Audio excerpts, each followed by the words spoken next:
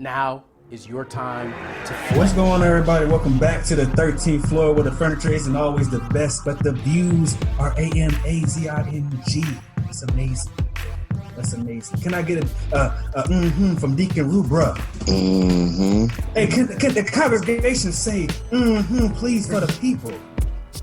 I love it. All right, I just want to do that. Go ahead, Brett. You know what I mean? I just want to do that, man. That was my birthday gift to myself. That was my birthday gift to myself. I wanted to bring the show in. That fledge right there, man. Jumped Man, out. this dude been jumping out the box all day. Like, that was pretty good, son. That was pretty good. I'm gonna give you two. Clap it up for you. Man, that was pretty good. You should. Hey, man, go ahead, keep it going, man. Introduce everybody else. I was the moderator, B. Jones. Thank you for listening. I'm happy to be here. But go ahead, Jay. You got it. Go ahead. Okay. We're gonna move right along, man. We're gonna throw it to my man El Freshadente DJ Barry B. Fresh. What's going on, baby? Off rip, but really, I just want the people to know. I'm starting with the man in the mirror. I'm asking him to change his ways. No message could be any clearer. But if you want to make the world a better place, take a look at yourself and make that. Yes, make that change. You see that change you just put on? Like, that fresh lineup. Got the change, got the windscreen. I'm sorry. Show, man. You got it. Gonna go. Got my data on today. There it is. Ready, America. There it is. Get to LeVar Burton on. There you go, boy. Moving right along, man. What's going on? B. Jones. I'm sorry. Yo, B. What's going on, baby? How we doing? Everything's good, man. Everything's good. I don't got no tagline. I'm gonna keep it clean, simple. Hey, next week, I'm gonna come with one, though, so y'all be ready. Yeah, man. Less is more sometimes, man. Less is more. You know what I mean? You said a lot. Keep it simple. Deacon Rubra, man. Mr. How we doing tonight, man? We doing good. Room to the bros. Go to the cues. Hey, I got me something in the background, man. I'm competing over here, man. I can't let Faison get all of the love, man. Over here, he got a little out of character last week, man. After the call, that was after the call. Right. Speaking of my man Faison, I'm loving the shirt, man. How we doing over there? Oh man, good to go. Got my Brad Dad. Rise. Yeah. So last week I promised that I was going to do something totally off the wall and different, and make you guys dig back to the crate. So I found the man who has a PhD in personality. That man you found may be a catastrophe. It's more of a reality. He has the cutest smile. The girls go wild every time they see his face. He may be cute and all, but that don't pay this month's rent. Hanging with Mr. Cooper. Wow, you went way back. We're gonna take it back. That was the joint. Okay. Back into time. And last but not least, my mentors, ladies and gentlemen. The man with the plan, with the map in his hand, who sometimes we can't stand. You know what I mean? What's going on, Coach Kizzle? What's going on, Kay? How we living? Here we go. What's happening? You trying to bait me? You trying to bait me? That's for your fan club. That's what it is, bro. You trying to bait me? It's okay. It's all right. But listen, man. I'm gonna keep moving because I already know I'm about to lose you right now. But I knew Faison was gonna come with the thunder, so I got some lightning for him. And since I messed up last week, I had to redeem myself. Picture pages. Time to get your picture pages. Time to get your crayons and your pencils. Picture pages. Open up your pages. Time to let Bill Cosby do a picture page with you. Wow. Wow. That's a good one. Falls over the crowd. That's a good wow. Well, there go my voice. You know what I mean? I ain't got nothing to say. Yeah, because you have no idea what I'm talking about. You know what that is. Yeah, go ahead and put an APB back out for my voice, man. Like a couple episodes. I got nothing. You have no idea what that was, do you? At all. Nah, I have no idea. The moderator doesn't know either. I'm right there with you, bro. Once again, second week in a row, we in the same boat. Talk Wow. Yeah, man. Let the education process begin. Hey, so Bill Cosby had a show called Picture Pages, and basically you sat there and you drew stuff the whole show, and the little marker used to make noise as he was drawing stuff. So I had that marker. I actually had that marker in school. You can definitely YouTube that, ladies and gentlemen. Go ahead and search Bill Cosby picture page, and you will be able to picture page with your children or with It was way before we were born. Before I was born, but I saw repeats. Oh But yeah, wasn't there on like they had a couple of them on Sesame Street too? Like The pen came out, and the pen would do its thing. Mm-hmm. You know, the pen was able to get in contract while Cosby. I'm not. Sesame Street money is funny to me. I need my own show, and that's really how the Cosby Show got started. Is because he was like, you know what, I'm not doing no more of this cartoon stuff. Right. Go ahead and do something dedicated. I'm totally okay. As the official fact checker, it was Mortimer Ichabod Marker. There you go. Okay. That's what I'm talking about, man. That's initiative right there. I remember the show, but I could not remember. Like when you said the marker heights, it had a name. Mortimer Ichabod Marker. wow. Good lord. Wow. Come up with that name, Frank. Yeah, that was serious. I give you a lot of props on that one, Weezy. Right. And then they're gonna end it with marker. Mortimer. Marker. Just to be clear. Jay, where we going next, man? Where we going next, man? You got it. What's up, man? Like I said, man, that was my birthday gift to myself. I just wanted to bring in the show. You know what I mean? I just want to bring in the show, man. I'm not trying to take nobody's job. Oh, okay. You know what I mean? Hey, listen, man. You let somebody get a few reps, on their own show on Sundays, and all of a They sudden, started feeling themselves. No, it's like, oh, I can do this. I can do this. Hey, man. I think I can. Johnny Jones is not really doing the gritty. I think I can. I mean, You know what? I'm gonna be great.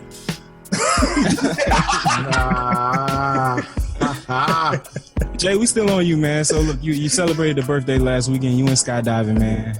I need the experience, bro. Because I wanted to go. I didn't get an invite until it was too late. So I gotta live vicariously right now. we always have this conversation about his quote unquote team. And, go ahead, back to your skydiving experience, though. Yeah. No, man, it was man, like one of the greatest, scariest, but most thrilling experiences I've ever had in my life, man. Like just quick backstory. Like, filling out the waiver, like they let you know that you might die. I don't know if y'all ever, you know what I mean? You only jumping out of a plane, Right? Life away, baby. And don't try to sue us because it ain't gonna go down. You're not suing us. Like you're doing this at your own risk, you might die. And I'm like, okay, cool, whatever.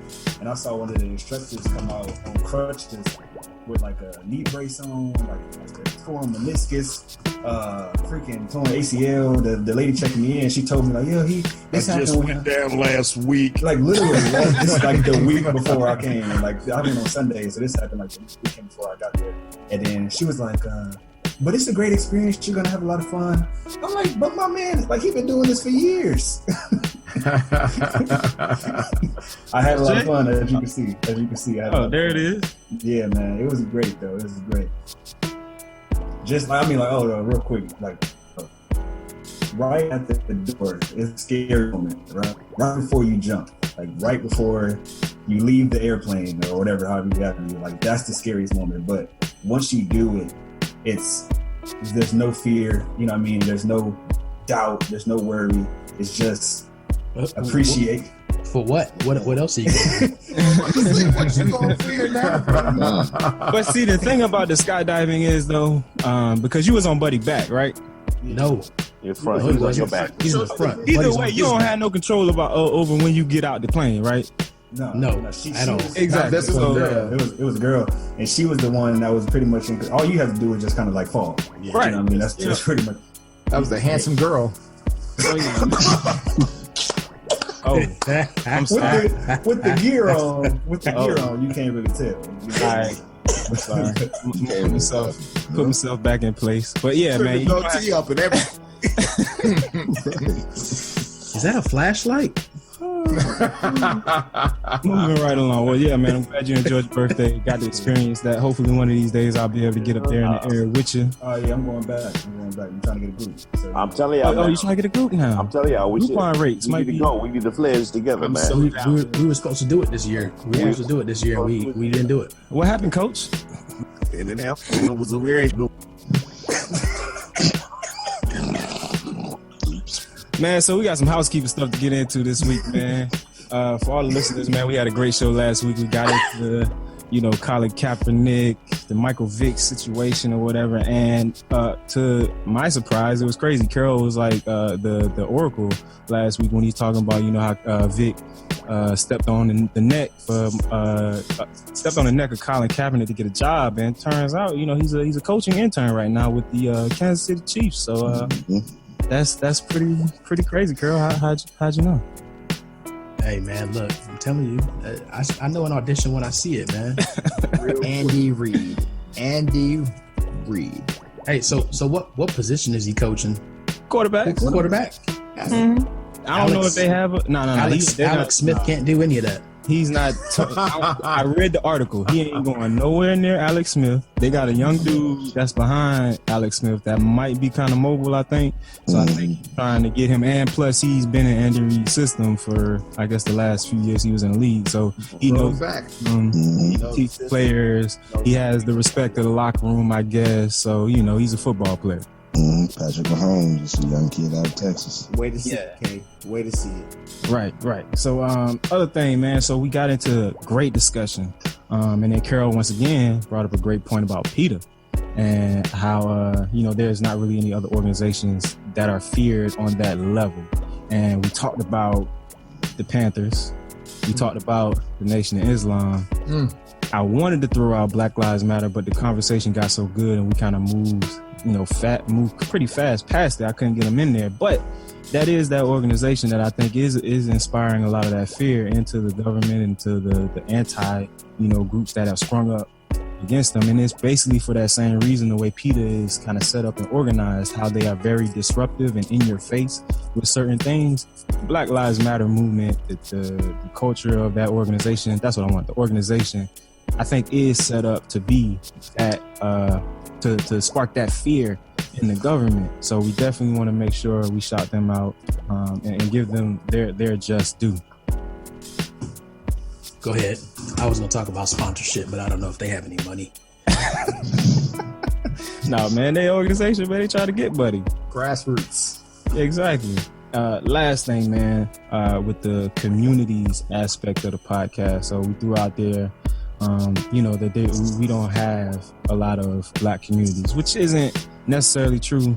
I know where Kay was going with it, because the infrastructure in a lot of those communities that we talked about, like the Fergusons and New Orleans of the world, even in Miami or whatever, the infrastructure is just not set up the way it would be in the Baldwin Hills or not Bethesda. It's an area in Maryland, wealthier neighborhood. That would be. It starts with a C.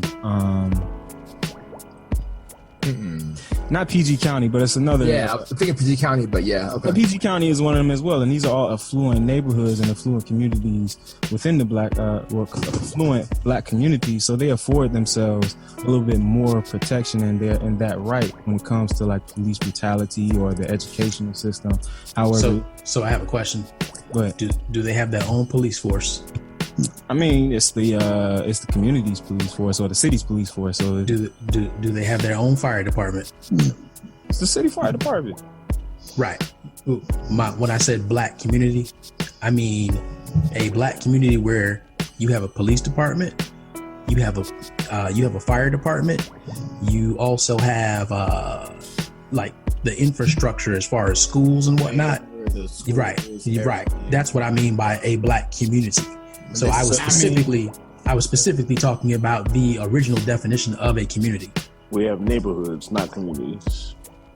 But then who has a community at that point? Everything is, because I think there is no community at all. They're all municipal organizations, and it's all about who you got staffing them, so to speak. So where would those communities? But they're staffed to reflect the majority. Yeah, we are the majority in some of those communities, though. But because we don't have any power or any influence. Okay. Well, all the power and influence, it kind of stays within that community, and I think that's the problem that I think we. So if that were the case, in our communities, we would see faces like us walking the street if we had the power and the influence. But that's not the case. That's not who's walking our streets. Is that the case in those communities? In what communities?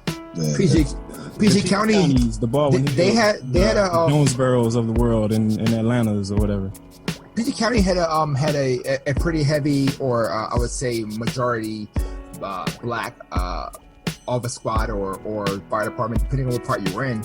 PG County is very large, but it was either black or Latin that was running those things, and that's the predominant community of the area. Now, is it all one community? No, but I don't think anywhere we have one, unless you go to like some rural cities where it's 200 people and you have a community where the police chief is probably just a black person or the fire captain is somebody black. But when it gets to larger numbers, it's almost impossible just to have a predominantly all one race. Yeah, so look, the point is not to make this blanket statement and say that we have no black communities, right? Exactly, and that's what I want to know. And what community is perceived as today, sure we do. But in what a real community is, where you have control and power over your community and the ability to affect change instantly, like we meet and we vote and we have a change, we don't have very many of those. Right. Agreed. Yeah. And that I would agree to, and it's unfortunate because like you said, the communities or the places that are afflicted with the police brutality, with the unfair educational systems, all of those are, your lesser poverty-stricken areas, and it's the resources just aren't thrown in to those communities or whatever. So that's mainly what you kind of speak to, or what we are speaking to, because that you find many more of those than you do the PG counties or the Baldwin Hills or wherever of the world. Now, you also got to think about this, is that you can't vote if you rent. So until there's ownership of those areas, those communities, your renter's vote means nothing in that community, because it's going down to the owner of that property or those properties around you that have the say in the change. Really? I had no idea. When you say you can't rent, you can't vote, what do you mean? If you are, say you're in a rental community, or if you're just renting from someone who owns a house, or you're just in somewhere, say PG County, for instance, and half the block or half the 2-block radius around you want change, but no one on that block owns that house. Everyone's just renting from someone else, from a landlord. You can suggest. That sounds like it a comes housing down organization or something like that. Right, and what I'm saying, so this is the part of, Carol mentioned that, changing some things around you. This part, if you want to change your block or make a safety watch in your block, you have to get that. That's going through your town, county, your approvals, the whole process. And if you are technically a resident, but you don't own it, you don't get to vote when you go to City Hall and say, we want this. You have to go through your landlord to vote for that process. Right, but so that's on that's bringing it down to that's what almost a smaller scale, right? But I think you have to start at a bigger scale, where who's the fire chief, who is the police chief. You know what I mean? That's the type of stuff that I'm talking about. Who's the superintendent of schools? But who votes for those people? The people in the very bottom who own the property. So you got to start at the bottom and work your way to girls to change. People, all these in the voting and yeah, but you have to start at the top, because the rules and the laws that get made come down. Right. So you can't just change things at the bottom if they're not in line with what the rules and the policies are at the top. Right. And then, like, to me, it sounds kind of weird, because if I live in this place, I'm a registered voter in the city, but I can't vote on the policies and laws and superintendents that directly affect me because I don't own the house in this city or in this. And I'm BJ, you can direct me if I'm incorrect, and this is what you do or what you're in. But that's what I've been told and learned, that if you, for schools, for things in that matter, you have to be, to live and own in order to make those decisions. You can be a renter, but you still don't have anything that really can make the difference. Nah, because we just moved here last year during voting, and I voted for school board stuff and things like that. And I had to do extra research because we had just got here, so I didn't know who was good and who wasn't. And we're renting, but we still had the opportunity to vote for that stuff. Now, I'm not sure about those counties up there, but when it comes to most school boards, well, you got to look at where you're at because school boards are either elected or appointed. So if they're appointed, then you need to work on who's your governor or who's the mayor of the city. They may make an appointment. Like Miami-Dade is appointed, but I have other superintendents out in like Okeechobee or Hendry County, the smaller rural districts that are elected. So their stance on certain situations or finances dealing with schools is totally different. They're going to appease the masses to get voted. And what they do when they get in there is maybe something totally different, which we've experienced. But the ones that are appointed, or the school board may appoint them, you vote for the school board members, and the school board members vote on and appoint the superintendent. So there's politics either way you go.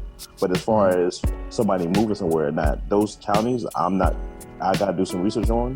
But from everywhere I've been and know about, when you're there, like Kay said, if you show up and you're registered in the state of Florida or you register in enough time, you vote on every single thing that's on that ballot. It's not about property. Now, not now. I'm always talking about government. When it comes to funding, it's property taxes. So whoever pay the taxes technically is that. But still, if you're paying rent, you're front loading the money for the owner to pay the taxes. So. Right now, government is a whole, and I think we're going to a government conversation, and that definitely, no matter where you are, where should vote. That's your county, your township, whatever it may be. But digging down to that taxpayer is paying on that property, which is now part of that specific thing. So there's things that you can't do if you don't own that particular area. So that's where I'm kind of digging into the process. If you want change in your area, you can do all the activism you want to do, or do all the, hey, I live here. But when it comes down to it, the person who owns that house has the more power than the person who's renting it. Gotcha. That's the argument. Right. Okay, cool. Where I want change in, though, is in the NFL.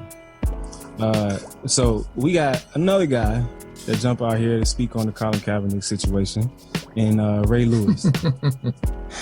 And I'm sad to say, you know what I'm saying? Ray, you know, resident Miami Hurricane, but, you know, he got out there, jumped out the box, and got into it with Shannon Sharp, who is now like my new favorite sports commentator, man. I love the way that he handled that situation on Undisputed.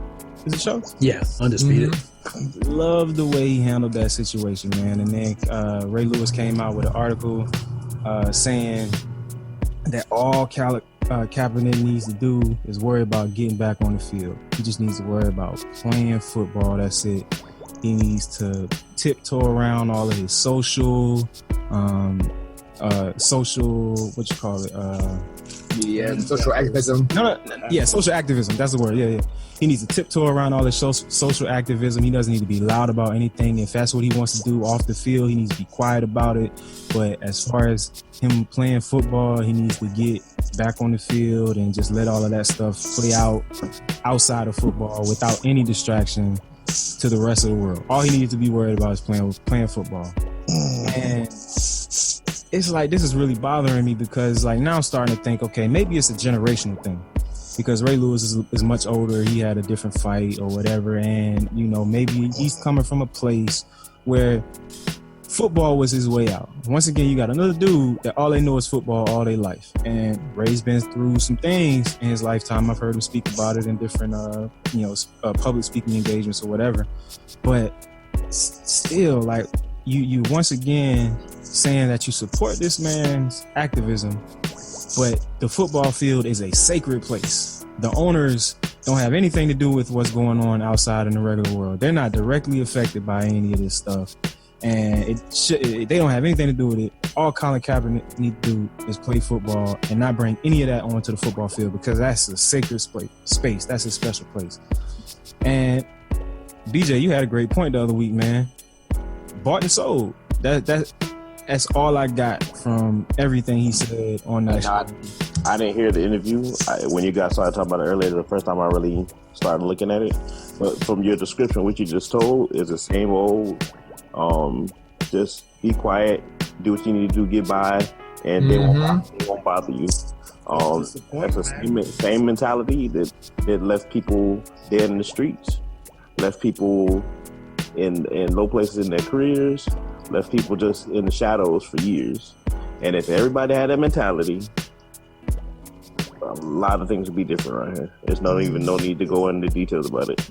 It's crazy because he literally makes several statements referring like directly to what you're talking about, BJ, where he's like, oh, we had ancestors who fought for all that stuff that he's talking about and all this other stuff, but this is football. This is about football.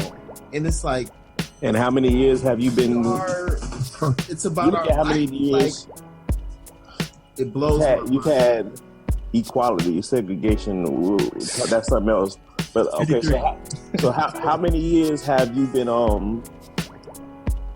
Has the National Football League, the NBA, the NFL, have players thrive from black communities, from black neighborhoods, and they've become just pocket fillers for everybody else. Now, I'm not saying if that's what your niche is, that's where you're at. If God-given talent is there, by all means, go pursue it. But at the end of the day, if that is your platform, that is, you have a chance to do stuff and have a voice against anything out there. Now, if this man was out here speaking against, I can't even make nothing crap off the top of my head right now because it's not even worth sugarcoating nothing. But if that's your platform, we all have a platform no matter where we're at. If you're a janitor in a Fortune 500 company, if you're a garbage man, you have a platform to do any and everything with the people around you, the people that quote unquote monitor you, supervise you. And at some point in time, if you just gonna sit back and take it, then you basically sold out. Look, personal opinion. Look, it's not to me about. I understand everybody is not Malcolm X, right? It's fair. But what I get offended by is by you trying to tell Malcolm X to shut up. Like that's really what it breaks down to me is I understand if it's not for you to do, but the fact that he's not out there killing nobody, he's not talking disrespectful about females, he's not trying to, say be a bad father, like he's talking about injustice that is being, in a sense washed over and tried to be swept under the rug in so many aspects that people try to act like racism is somehow, dead or somehow, less racism in America than there was previously. That that's what's offensive when it's like, if he wants to stand on the platform of being able to say, hey, I have popularity and notoriety, and what I want to do is go ahead and use that to at least get the message out of, hey, guess what? There is still police brutality. Guess what? There's still racism. If that's what he wants to do, for you to be like, what are you doing, boy? Sit back down and enjoy this great land that we get to pick cotton on. Essentially, is the way that it comes across to me. All respect to Ray Lewis, you love, but still, I feel like you cooning. I cannot be okay with you telling somebody who's standing up to sit down. At the end of the day, if they are willing to stand up, if you're not willing to get behind them, I understand that. Everybody is not built like that. It's that we made it mentality. They like, yo, man, sit back down. What are you doing, man? Just go ahead and do this. Do what we doing, man. Why are you going to try to ruin it for everybody? Just trying to make it better for everybody. And the fact, go ahead.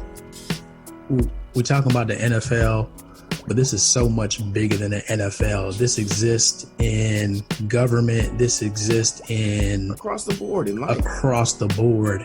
And what happens is every time that you have somebody that speaks up for the cause, we always go find somebody that looks like them to say something to counter it, right? So let me take you back. 2012, Barack Obama, they went and got Herman Cain. Yeah. Right? 2016 is almost over, but we still went and got Ben Carson. Oh my God. Right? Then all of a sudden you have Colin Kaepernick, and for the most part, most people have been in support of him. You go get Mike Vick. Now, Shannon Sharp has been talking for months about black issues. And all of a sudden now, okay, well, who can we get that has a big voice, a big mouth, that won't back down from Shannon? Because the dude on the other side of Shannon, the undisputed, he can't do it. He can't do it. The part that Skip can't do it, so we had to go get Ray. The part that kills me with Ray is that, like I said, love him to death. The great guy, but if you talk about platform, so at the end of his career, what platform, what stance did Ray Lewis take? I don't know what he did. There's more of religious, remember? Oh yeah, Ray Lewis went straight religious the last few years of his career. Right. So hold on a second. So what you're saying is that things that happened in my life, I had a situation and I turned to religion. I became an ordained preacher, wasn't he? Isn't he? He is. Yeah. I'm not sure about that part. I know. Well, I know he's pursuing it. I heard he's pursuing it. I'm not sure if he's there yet, but religion became a very important part of his life and his speech and his platform outside of. Now, if you listen to some of those speeches he gave his last year, everything was because his platform was more becoming religious, become more spiritual, and becoming connected, going with God, which is great. I'm not down in that. But then to turn around and say somebody else who's now they play the same sport, their platform is now of the social injustices that are going on and calling attention to it. He wasn't up in arms and throwing things and cussing nobody out. The man took a knee. He is a preacher. Side note. Good job, fact checker number 2. I can't fact check while I'm talking. Sorry. So when you talk about that, it's being hypocritical about what you're doing and what you're feeling. Because they should have, in that case, they should have told him, "No, you're here to play football. Stop talking about God and get on to play the sport, boy." Yeah, that's how I see the situation. But here's the thing, though. Colin did not make the game about social injustice. No, he didn't. Everybody else made it. All he did at first was sit down, and then he took a knee. Period. The NFL and everybody else made it about the game. Because if it's not, if it has nothing to do with anything, then okay. Why are we talking about it? Why are we talking about it?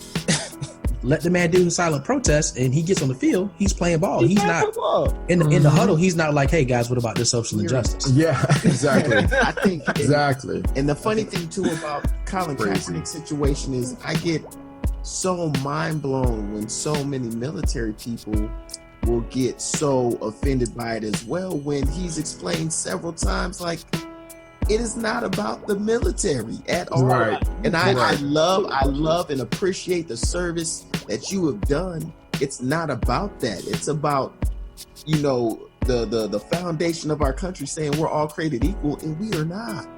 Period. Two things with that, man. Because first, I don't even know how some of the military people can go to work. You know what I'm saying? Sometimes with some of the things that are going on in America, what you're supposed to be protecting.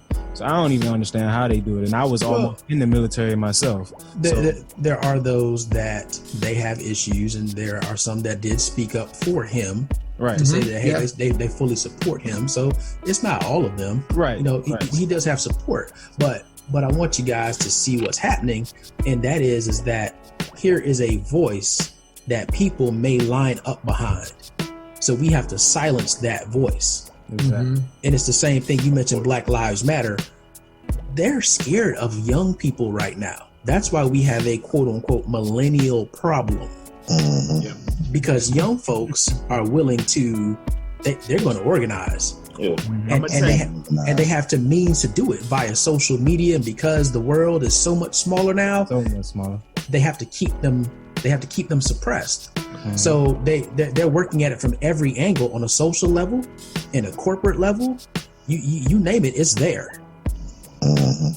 I remember in high school, in college, took a trip to my girlfriend's hometown in Missouri. And I remember things didn't go that well. Won't go into all the details.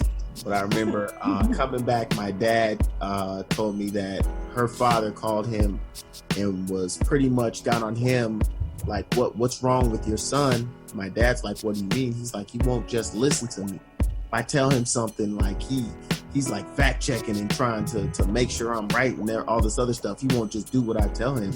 And my dad's like, well, that's what I raised him to do. And that's what is the issue now, is that, just like you said, they are scared of the millennial mindset of, I'm not just going to accept what you just say it is what it is.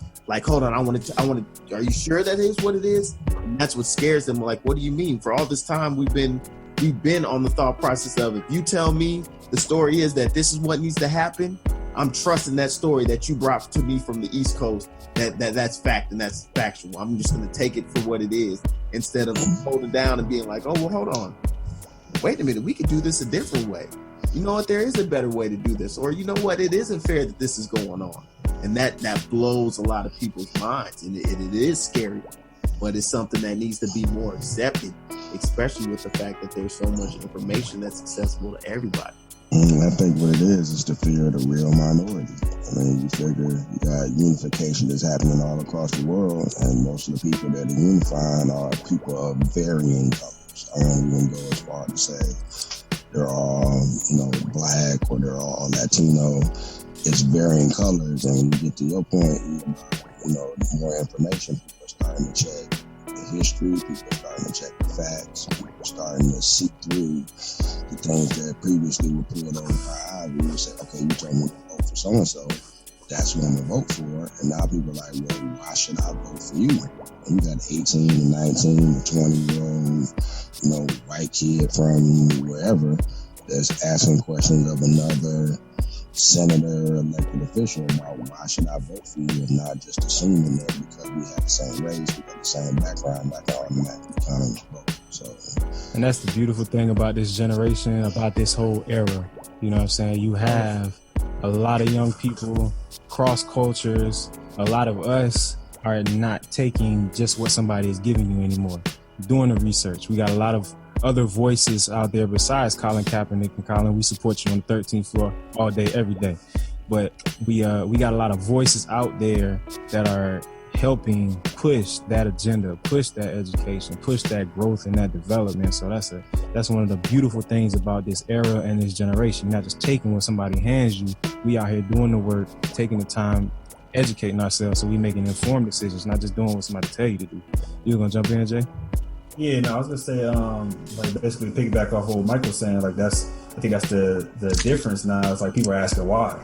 It's like back then, like everybody was saying, it was just easier to allow other people to think for you. It's easier to allow other people to say, hey, this is the way it is. Let's just do it this way. Okay, that's the status quo. But when you start asking why, you start. That's why a lot of the philosophers were shunned. A lot of the philosophers were even to go as far as say murdered. You know what I mean? Because they start questioning the status quo, and it causes that uproar. It causes that discomfort in a sense to make other people question what they're going through. So I definitely think that we need to do stuff like that more often. So before we pass on back to Mike, I want to bring up that I don't know if you've noticed this, but over the last 5 or 6 years now, there's been a lot of untold stories of our community, untold stories of something like Detroit's coming out on Friday. Yeah. That's something that was never told about. The Selma story came out a couple years ago. Like, there's a lot more things, research that's coming up that's now being put to the front, and where that would have been hushed years ago, now is getting green lights because it's being produced by a mixture of Black, white, Latin, but people who are producing these isn't the same old Hollywood or old people that would just go, no, let's just do it our way. It's now opened that gap, independence. So listen, minority is not the number one problem anymore as far as race. Yeah. Now it's age. Mm-hmm. Yeah. Age is the new minority. Yeah. But I think when you get to age, if you talk about, you're saying 53 years. So anybody that's 54 or older grew up with different signs, different water fountains, different doors to enter. Mm-hmm. And majority of people that are in those elected positions are above 54. So life that they were accustomed to where there wasn't a question, boy, do it. Mm-hmm. And there were repercussions for you not responding to that in that tone. Yeah, so they would have received.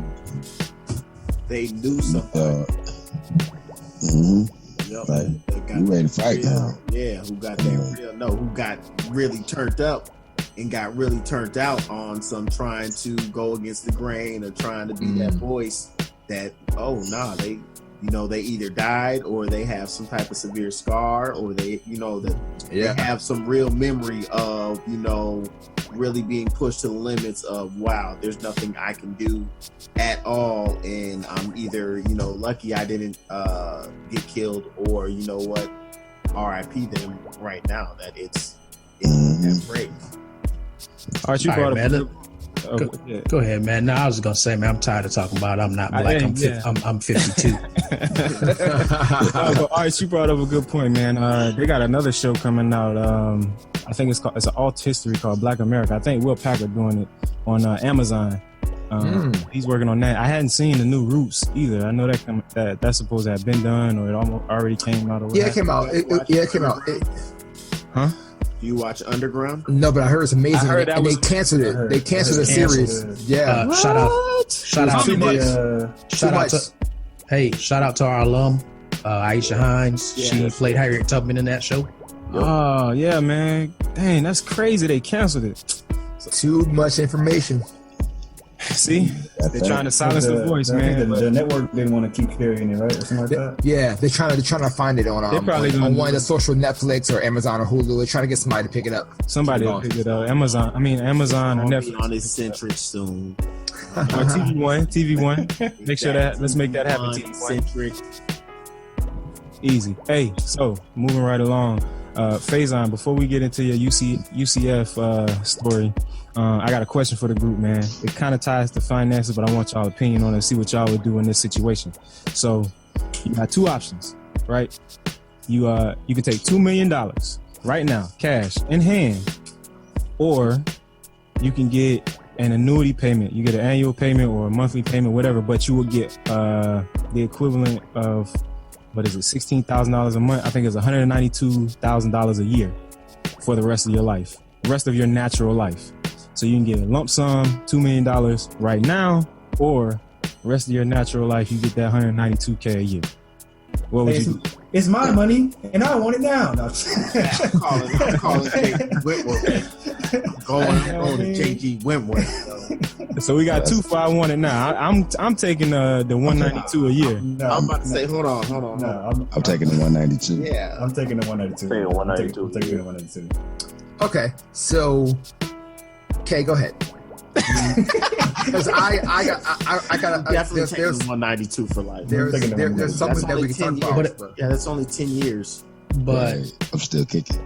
It depends. I have to know what is the state of the economy. No. What is the 10-year projection look like? It don't matter. $2 million is still $2 million. That's only 10 years of 192. If I'm getting 192 for life, you can do a lot with $2 million right now if you invest it properly, and you don't know how long life is. We can all get hit by a bus out the door tomorrow. Now, Final Destination was real, kind of, sort of. Like that $2 million wasn't going to matter anyway. I'll take if you got it in hand, you passing it on to 192 and roll up dice. Your wife, you know what I'm saying, somebody. But yeah, I'm. So here's. Go ahead. Go, please. Go ahead. I'm leaning more toward the 192, 198 a month, but it depends on per year. Sorry, but I guess it depends on my current situation as well. Right. If I let's just say for some reason I knew some type of illness, something was going on in my life, whatever. I don't know. Time's ticking. I don't know. Carol mentioned something a couple weeks ago. We talked about. I'm going to take care and set up my family and my kids to make sure that they're set so I don't die with debt and pass on debt. When he said that a few weeks ago, that was a key thing that we need to come back to in a couple of weeks about financial planning and taking care and setting up wealth and trust and everything for our kids and our future so we don't die with debt. Now, if I knew that was a possibility, I would take the $2 million, wipe out everything, and then set them up to be okay when I'm gone, because the 182 per year is not really going to do that for me in a couple of years when I know I'm going to be gone. Okay. It might not be as set time frame, but at 36-year-old right now, current situation I'm in right now, give me the 192 per year. I'm going to ride out. I'm going to take care of everything I need to do, and I'm going to be okay. So it's funny because I had this conversation, and we didn't talk at all about this before, so this is kind of interesting. At my aunt's retirement party, we were talking about the older generation and how they were given the option of getting a lump sum money for retirement from the pension or getting it throughout the year. So it's all about mindset. If you're giving someone $2 million who has no idea what the value of $2 million is, you can blow through $2 million in less than 2 months. Because one, you got all the vultures that come out, all the friends, especially they know you got it. The friends, the cousins, oh, can I get this? Oh, you hate me. And then, God forbid, you win the lottery. There's letters from your mail. People who just, I want to kill myself if you don't give me $1,000 because I need this, blah, blah. So that happens for real. It does. I watched my what's that show? What's that show? Show on it's lottery. Yes. About yes. So that's a relax, Rad Dad. That's a true story. Now D. Jones is cold blooded, y'all. Now listen, but then on the other side with the 192, you know, like Brian said, it's all about if you had that coming in every year, then you know what you're going to do with the process. So you can still blow through, but more is coming. So it's all about mentality of what you've done and who you have around you. In order to that $2 million, it's a here's a big lump sum, and you're looking like, oh man, I can do this and I can buy that or I can buy this, and that money goes. So you gotta have the mentality. Even without splurging it, like I just feel like that is 2 bad investments away from it being real quick gone. And there's no recovery, whereas you can have a bad year on the 192 and be like, I'm gonna get it right back. You know what I mean? Yeah. It's no different than the teachers who, whether or not you take the pay throughout the whole year or you say I just want it throughout the school year. I know we all, if you have any teacher friends, you at least have a couple of them who are being foolish enough to think, oh yeah, I want more money now, and I'll save it. And yeah, I'm gonna be able to I feel like have it as soon as that summer hit. You're like, hey, about the mentality. Do something. Oh well, the way my bank account set up, It's right like, now, yo, I'm trying to figure out how to mentality. pay rent. And but because majority of the U.S. is living paycheck to paycheck, or in this case, direct deposit to direct deposit, because they never see the actual check. because of that, like I was the teacher, because I knew my situation, I knew my life. I took the 10-month salary versus the 12-month salary. It's the same number, just divided up over 10 months versus 12 months.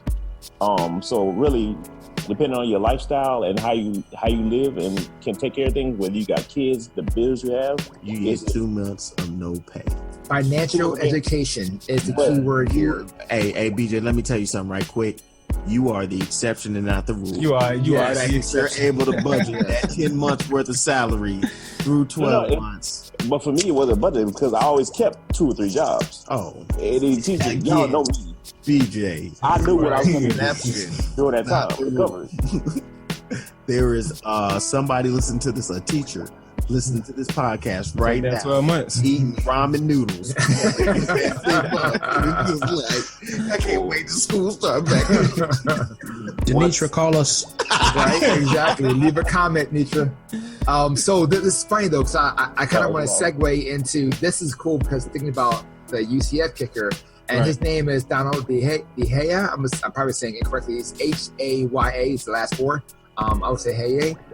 But he is obviously working for UCF. He's a student there, a kicker. And he does a YouTube series. So he's getting monetary value off the YouTube series. So, but in NCAA, you can't get monetary value while you're a student using your athletic likeness to whatever it may be for the rules. There's some rule in NCAA, 2,000 stat As a page student book. athlete, you are not allowed to be paid by anything. Period. If you are a student athlete, you can't even have an outside. It's very sketchy on how you can have even an outside job and how they're The biggest racket in America. So We don't with have that, the show. So yes, but this time he got a bye. So UCF and the NCAA worked together. They came up with an amendment for him to sign that said that he can do his YouTube series, continue to get monetary funds from it, but he cannot use any UCF or any NBA or in a NCAA material, anything about sports or activity. He can do whatever he wants with it. That's the show. That is the show, but he could take this show, you can unmonetize certain videos. So on YouTube, this is going deep in YouTube, you can make a video unmonetary so you don't get paid for it, and use that to grow your social media, to grow your platform, to grow it, so that when he is finished with NBA, he now has this long history that can now be monetized dramatically more. I mean, the dude's getting 21,000 hits. He's not getting the millions yet. But growing over time, unmonetized, that could turn into something way bigger when he's on the field in the NFL. We can do those things.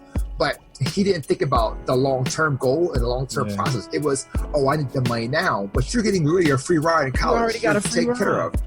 That's where we talk about, do I want it now or do I want it later? Am I a consumer or am I a producer? And this is the thoughts where I'm like, dude made the wrong decision. He may think it's right now, but he just lost a scholarship. He just lost college. YouTube is not going to pay right now where he's at currently for him. And he has the more content now. The content's gone. His full thing was he was at the best sports at UCF. Gone. Yeah, man. Like when I first saw the article and Art gave the synopsis of it, I was just like, I don't know if he made the wrong decision. Then I see he's a sophomore one. He's not getting that many YouTube hits yet, so he's not into the million. I think you got to get $1 million before you start getting paid, like big money, real money. Mm-hmm. But even then, it's not real money. Yeah. Okay. Yeah. But if you look at it from a long-term perspective, you already on the full ride. So I went to Miami. I know that the full ride football players ain't hurting for too much. Right. You know what I'm saying? Like, it ain't the most cushy life, but he at UCF. He ain't at University of Miami. So it's a little difference in the level. But UCF coming up. But either way, yeah, man, bad decision, man, long term, because he could have, even if he was a senior, maybe I want to get paid now. I can get drafted. Well, it's a great example of. Can I show y'all a different side of it, though? Yeah, please. Always. Because we're doing exactly what we just talked about earlier in this podcast. His mindset, listen, this is not important to me. This is more important to me, and I feel more fulfilled by doing this YouTube show. Did you read the article, though? I didn't read the article. Yeah. At the end of the article, he starts apologizing and everything, and it's like, please, I want to come back. I want to, he makes it. If he has had that stance where this is more important to me and didn't start trying, or even if it was on the stance of, hey, I think it's unfair. Right. If he had stood on AA, athlete, I am not allowed. This has nothing to do with football in a sense. And that it's me doing something off of my own, talent that I'm getting, funds from. But it wasn't that stance. It was him. Right. I want some money now. And then that's why I say he was. But he did that. He did. His platform where he was like, hey, it's not fair. NCAA, take it from us. And he won that battle. All he had to do was say, I will. He won the battle. He lost the war. He won the battle because he already couldn't do that.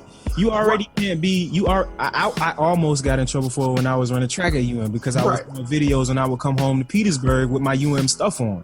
Already, he didn't win. They just added a clause and said, "Hey, this is what you can do to skate by." But they're still getting paid. They're still getting paid because if he would have kept doing it and not monetized it, UCF is getting all that credit. Oh, this dude go to UCF. He played football for them. I want to go to UCF now. Right. They're getting free advertising from him. They're getting more students, and he's still not getting paid. So if he had stayed on that platform and be like, y'all are still. Again, how many people inside the box of a different mentality have been reaching out to him and talking to him from his original viewpoint? I don't know. I just found out. That influence has to be something at this point, and somebody's probably just like, "Hey, you're doing the wrong thing." Again, like I said, I don't think when you say you're doing the wrong thing, what do you mean? When you say he's doing the wrong thing, Kurt? Yeah. When I say that the people around him, the elder people are now telling him that, "Hey, you're doing the wrong thing." By doing what? By quitting? By quitting. Okay. Right, but am I saying that he should have quit football or quit YouTube? No. What I'm saying is that he had the opportunity to do both what he wanted to do. He could still have been a kicker in UCF, and he could still have his YouTube series. He just had to modify on the YouTube series the actual logo he couldn't wear. He could, once the logo was off, he could still do it with logo on, but he had to monetize it. So he can still grow as a personality on YouTube and move forward. And then once it's done, he always has that back catalog. So it's not about changing his appearance, he just has to click one button that says unmonetize this video, but video 2 I can monetize, which is just literally he's doing the same thing. I'd have got on there in a plain black T-shirt or a plain white That's all he had to T-shirt do. That's all he had to do. with the knight from a chess game. And Moral of the story is have your cake and eat it too, as long as you know what side the icing is on. There you go. There you go. Hey, Fresh, we coming your way next for the Fresh Jam of the Week, baby. Oh, let me turn it up. So this week, get fired up. We ready for y'all people. You know, I like to take myself through both old and new. I found myself listening to a new, younger artist by the name of Vic Mensa. He has a new album just dropped, called The Autobiography. If you guys have iTunes or Tidal, like I say by Black, go ahead and take a listen to it. It's a great album, very eclectic, like I like, but he's got a lot of head nods and pushes from a lot of older MCs, you know, Pharrell, Jay-Z. He is on Rock Nation. He actually said that he was initially inspired by KRS-One was the first real MC that got him to actually like rap at all or like hip hop. Mike's gonna actually want to listen now. Right, you talking about? Yeah, I saw. What did you say his name was? Vic Mensa. Vic Mensa. Vic Mensa for everybody out there. But anyway, the Fresh Jam of the Week this week is OMG by Vic Mensa off his new album, Autobiography. It also has Pusha T. I'll go ahead and let y'all see. And if you can, you probably can't, but it's okay. We're going to press play. Pulling up with the crew.